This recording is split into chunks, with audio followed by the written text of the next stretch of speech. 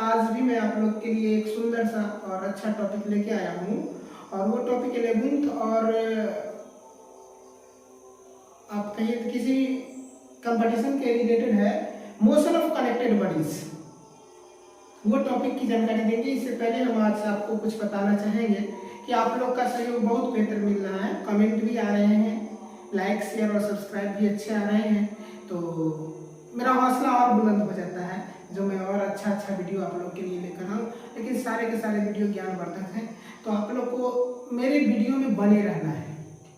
और जो मेरे वीडियो में पहली बार आते हैं, मेरे चैनल पर पहली बार आते हैं, वो तो उनसे मेरा विनती है, मेरा रिक्वेस्ट है, जो हर हाल में वो क्या करें, मेरे चैनल को सब्सक्राइब जरूर करें। सब्सक्राइब करने के बाद आप मेरे चैनल के सब्सक्राइब करने के आगे जो बटन आता है बेल आइकन का, उसे दबा करके ऑल नोटिफिकेशन को अपडेट कर दें, ताकि आपको सारी सूचना मिलती रहे और अच्छे वीडियो आप लोग के पास हम भेजते रहें। और ये वीडियो आपके ज्ञानवर्धक है। आप वैसे स्टूडेंट को भी प्रमोट इसके लिए कर सकते हैं जो किसी कारणवश अभी कोचिंग नहीं जा रहे हैं, घर बैठे हुए हैं, तो चलो भाई फिजिक्स का रेगुलर क्लास कर लेते हैं, जनरल साइंस का रेगुलर क्लास कर लेते हैं। इस तरह हमारे चैनल पर कभी कभी मोटिवेशंस की क्लास भी आपको आएंगी और आप मेरे चैनल में आकर के कुछ जरूर सीखेंगे और सीख भी रहे होंगे तो जरूर आप बताएं। और आपके साथ जो समस्या हो रही है वो समस्या भी हमारे साथ शेयर करें, ताकि हम उसको एक ऐसा संकेत की ओर अग्रसर करें जो समस्या का समाधान हो सके। तो देखिए आज का वीडियो जो है मेरा motion of connected bodies, Hindi अगर इसे बोलूं तो संबद्ध पिंडों में गति। अब होता क्या है, जैसे इस पिक्चर को ही देख के आप खुद को अपने आप को यूटिलाइज कर सकते हैं। यहाँ पर जो M1 और M2 दो पिंड है जो एक इनएक्सटेंसिबल स्ट्रिंग यानी धागा से बंधा हुआ है, और ऐसी स्थिति में दोनों जो है एक दूसरे से जुड़ा हुआ है, कनेक्टेड तो है। अब कनेक्टेड है और ऐसी स्थिति में वेन अगर हम कहते हैं M1 M2 से छोटा हो जाता है तो M2 लटकने लगता है, M2 नीचे की ओर लटकने लगता है और M1 ऊपर की ओर जाने लगता है। भाई बात यहाँ पर ये आती है, जो जब वो ऊपर की ओर जाने लगेगा तो उसकी गति होगी, नीचे की ओर आने लगेगा तो भी उसकी गति होगी। अब गति जो हो रही है तो इस गति के बारे में हम लोग थोड़ा सोच लें। M2 के गति के कारण M1 का गति हो रहा है। काश M2 में गति नहीं होता तो M1 में गति नहीं होता। तो ऐसी गति को दोनों एक दूसरे से जुड़ा हुआ है और एक सिचुएशन क्रिएट कर लिया, जो M2 चलेगा तो M1 भी चलेगा। तो इस गति को हम लोग कहते हैं motion of connected bodies, motion of connected bodies. तो देखिए यहाँ पर ये दोनों कनेक्ट था, तो इसको डिफाइन कैसे करेंगे बाबू, आप थोड़ा इसको देख लीजिएगा गौर से। मोशन ऑफ कनेक्टेड बॉडीज में मैंने बताया M1 और M2 दोनों कनेक्ट है एक अभितान्य धागा के जरिए। अब M2 जब बड़ा हो जाता है तो ऐसी स्थिति में M1 का मूवमेंट ऊपर की ओर और M2 का मूवमेंट ठीक नीचे की ओर होता है। हाँ, रही बात ये टेंशन फोर्स ऑलवेज ऊपर की ओर ही लगेगा, ये आपको वेट वाला भार वाला जो है वो हमेशा नीचे की ओर लगेगा। तो कहा जाता है मोशन ऑफ कनेक्टेड बॉडीज में दो या दो से अधिक पिंड जब आपस में जुड़े होते हैं तो एक विशेष सिचुएशन बनता है, और वो विशेष सिचुएशन में दोनों एक दूसरे के गति के लिए स्वतंत्र हो जाते हैं, तो वो पिंड का गति कहलाता है मोशन ऑफ कनेक्टेड बॉडीज। तो कहा जाता है जो यदि दो पिंड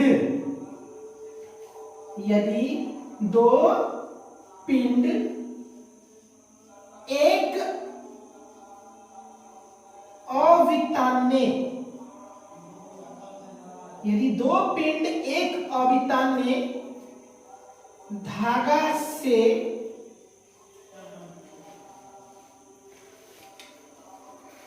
इस प्रकार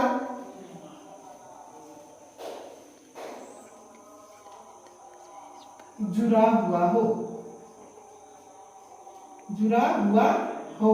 यदि दो पिंड एक अभितन्य धागा से इस प्रकार जुड़ा हुआ हो कि विशेष परिस्थिति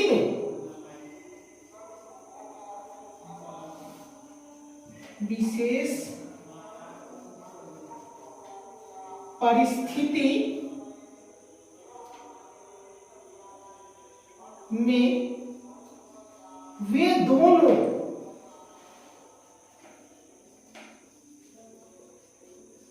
गति के लिए स्वतंत्र हो,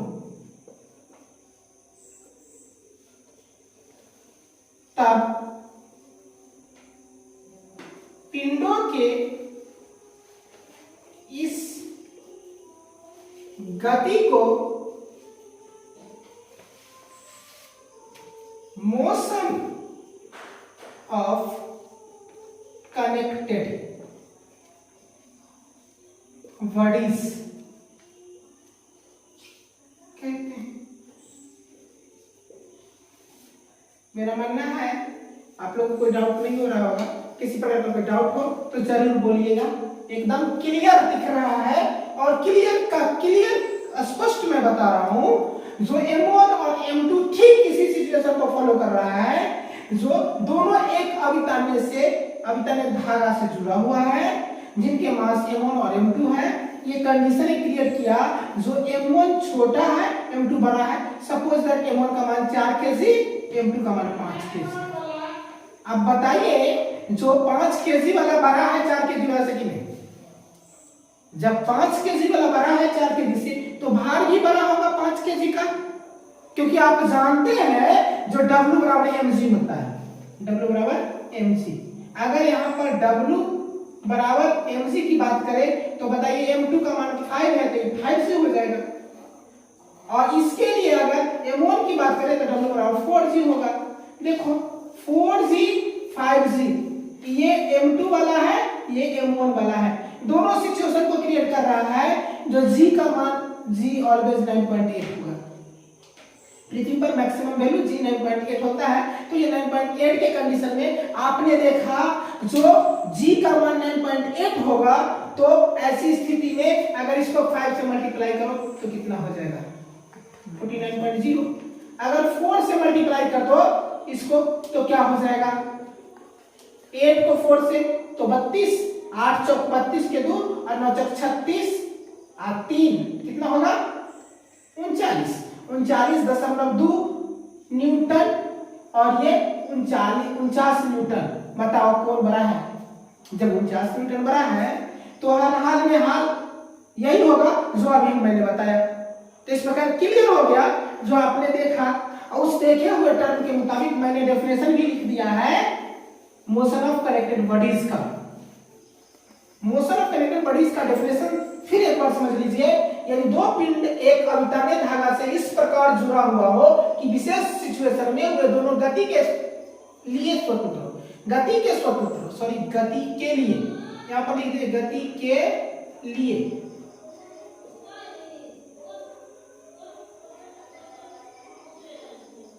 लिए स्वतंत्र हो, तब पिंडों के इस प्रकार के गति को मोशन ऑफ कनेक्टेड बॉडीज कहते हैं। चलिए सिचुएशन में हम देखते हैं, ये कंडीशन जो बना, इस कंडीशन के मुताबिक सारा का सारा आपको क्लियर हो जाएगा जो किस प्रकार ये पिंड ऊपर की ओर गति करे, तो गति करने के क्रम में उसका एक्सेलरेशन क्या होगा। कॉमन इसलिए मैं बोल रहा हूं, जो कॉमन एक्सेलरेशन जिस एक्सेलरेशन से ऊपर की ओर जा रहा है उसी एक्सेलरेशन से ये नीचे की ओर आ रहा है, और दोनों पर टेंशन T ही लग रहा है। तो फर्दर अगर हम कहें इस घिरनी पर टेंशन कितना लग रहा है, तो आप बोलोगे सर T और T। सर इसका मतलब कितना T लग रहा है? 2T। अगर 2T की चर्चा हो तो T निकल जाएगा तो 2T हो जाएगा ना। यानी घिरनी पर कुल बल कितना लग रहा है वो। तो देखिए यहाँ पर पिक्चर की दृष्टि से हम कहते हैं, थोड़ा इसमें अगर हम कॉमन एक्सेलरेशन निकालना चाहे तो बाय फिगर M1 मास के लिए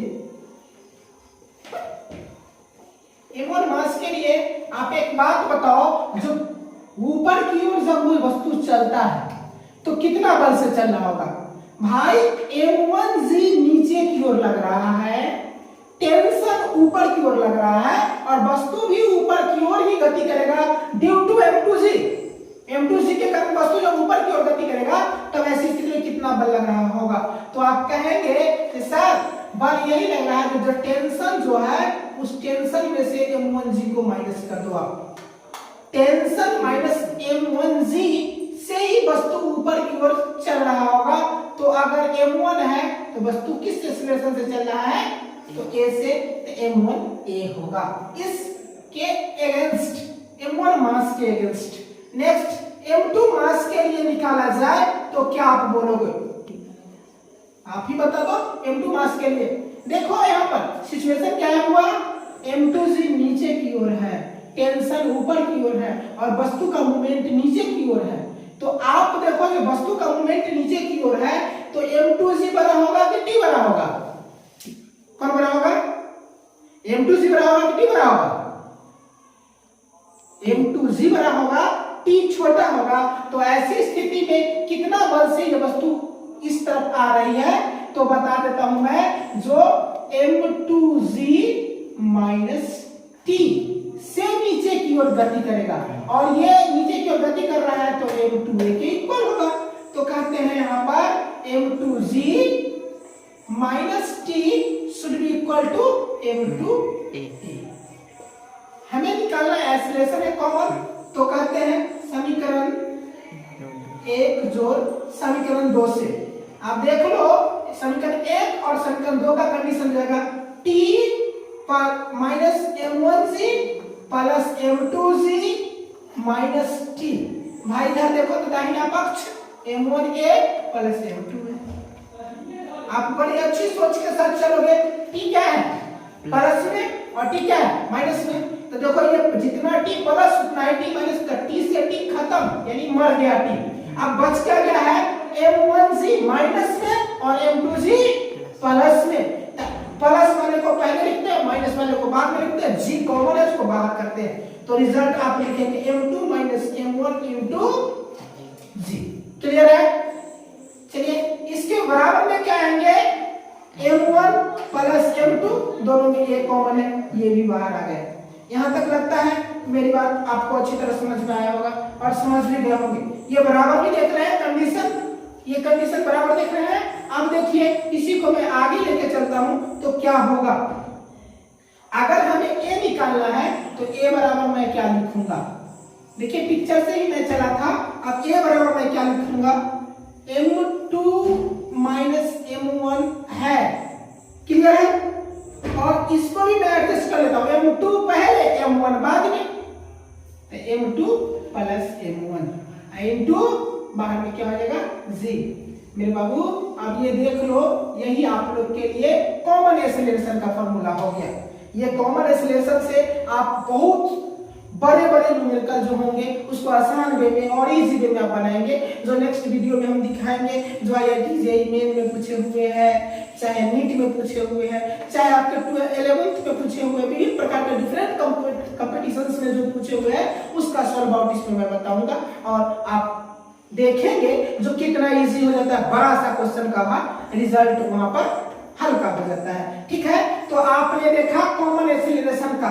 अगर कॉमन एक्सेलरेशन के बाद हम टेंशन की ओर चले, जो कॉमन टेंशन यहाँ पर क्या होगा, तो देखिए हम लिख सकते हैं यहीं पर, एक बार आप देखिएगा, जो हम लिखेंगे समीकरण 1 भागा समीकरण 2, समीकरण 1 से समीकरण 2 में भाग करते हैं। देखिए तो लिखो बायां पक्ष M2G, सॉरी समीकरण 1 देखिए T माइनस M1G है, T माइनस M1G है, और समीकरण 2 का बायां पक्ष देखिए M2G माइनस T है। भाई इधर देख समीकरण 1 का तो M1A है, इसका देख तो M2A है।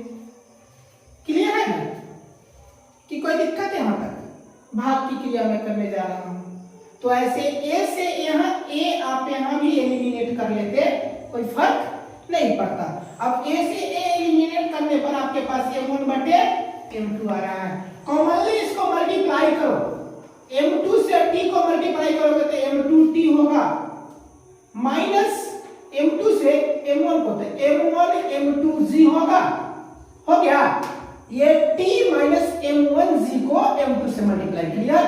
अब इसी चीज को देखो, अब यहां पर M1 M2G होगा और ये T से हो गया तो माइनस M1T होगा कि नहीं होगा, दिख रहा है? स्पष्ट। m2t minus m1 m2 into जी बराबर m1 m2 जी माइनस m1t। t वाला को एक जगह करके देख, m2t आप प्लस m1t। इधर देखो मत कर देना m1t, ये m1 m2 जी है आप प्लस m1 m2 जी है, दो बार एक ही जैसे है। इधर आप देख लो यहाँ पर क्लियर दिख रहा है, जो आप दोनों में t देख रहे हो एडजस्ट कर लो, m2 प्लस m1 लिखो भाई या m1 प्लस m2, क्योंकि क्रम भिन्न नियम का पालन योगफल करता है। क्लियर है। अब ये देखो 2m1 m2 जी है, दैट इज अगर t निकालना होगा तो आप क्या बोलोगे 2m1 m2 upon m1 plus m2 into जी। देखो ये इतना टेंशन हमेशा इस धागा पर लगेगा, जबकि धागा को क्या कहा गया है, अवितान्य है, इसको आप तान नहीं सकते हो, इसको आप एक्स्ट्रा खींच नहीं सकते हो। ये अपने नेचुरल वे में थोड़ा सा भी इसमें स्ट्रेच नहीं है, ठीक है। तो ये टेंशन है भाई, ये टेंशन जब टी है तो एक चीज थोड़ा और कुछ ले ही लो, ये टेंशन धागा पर लग रहा है और पुल्ली कितना बड़ा साहसी बहादुर वाला काम कर रहा है, जो ये दोनों टेंशन को बियर कर रहा है, सहा है। तो आप पुल्ली के अगर सेंटर पर कहा जाए तो कितना टेंशन काम कर रहा है, तो आप इसी में बता सकते हो जो सर आप देखो ना टेंशन इधर से टी काम कर रहा है, टेंशन इधर से टी काम कर रहा है। अरे देखना एक रोटी इधर और एक रोटी इधर, बंदर को खाने के लिए दो कितना रोटी, दो रोटी। तो ठीक इसी प्रकार अब आपको यहाँ पर टेंशन के लिए देख लेना, एक मिनट थोड़ा हम मिटाते हैं इसे और देखना पुल्ली पर कितना टेंशन काम करता है। पुल्ली पर जो टेंशन काम करता है उसके लिए आप देखे है जो total tension x on pulley, total tension x on pulley is equal to भाई टी इधर से है और भाई टी इधर से है, बोल तो कितना टी है 2t, और टी 2t तो है, तो देख टी का वैल्यू क्या है, देखो गौर से देखो टी का वैल्यू क्या है 2m1 m2 बटे m1 प्लस m2 इंटू जी। तो आप देख 2 इंटू टी का वैल्यू 2m1 m2 बटे m1 प्लस m2 इंटू जी। कुछ नहीं कर मल्टीप्लाई कर दे, केवल क्या मल्टीप्लाई होगा 4m1 m2 बटे m1 प्लस m2 इंटू जी। क्लियर। आपको टोटल टेंशन निकला T total, total tension pulley पर जो लग रहा था वो 4 निकला, 4m1 m2 बटे m1 प्लस m2 इंटू जी। हाँ अब जान लो 4 तो कांस्टेंट है, 4 एक संख्या है, m1 क्या है पहले पिंड का मास है, m2 क्या है दूसरे पिंड का मास है, भाई जी क्या है, जी तो तुम जरूर जानते होगे, जी जो है गुरुत्वाकर्षण नियतांक के लिए जो प्रयोग किया जाता है गुरुत्वाकर्षण के क्षेत्र में, त्वरण जो पृथ्वी के जगह लगता है गुरुत्वीय त्वरण है, और गुरुत्वीय त्वरण का मान पृथ्वी के तल पर 9.8 होता है। तो देखो आपने आज जाना मोशन ऑफ कनेक्टेड बॉडीज, तो इस प्रकार जुड़े हुए पिंड रहते हैं और ये आपके गति को रिप्रेजेंट करते हैं। तो मैं मानता हूं जो मैं तहे दिल से और अच्छा से समझाया हूं, आप लोग को मेरा वीडियो अच्छा लगा होगा, और अच्छा लगे तो एक काम तो जरूर आप करना, जो मेरे वीडियो को शेयर कर देना, अपने साथी सहपाठी को भी जरूर बताना, कहना उसे सब्सक्राइब करने के लिए। इस प्रकार हम अच्छे अच्छे वीडियो आप लोग के पास लाएंगे और आपके ज्ञानवर्धन का काम करेंगे। तो तब तक के लिए धन्यवाद, जय हिंद, मिलते हैं अगले वीडियो में।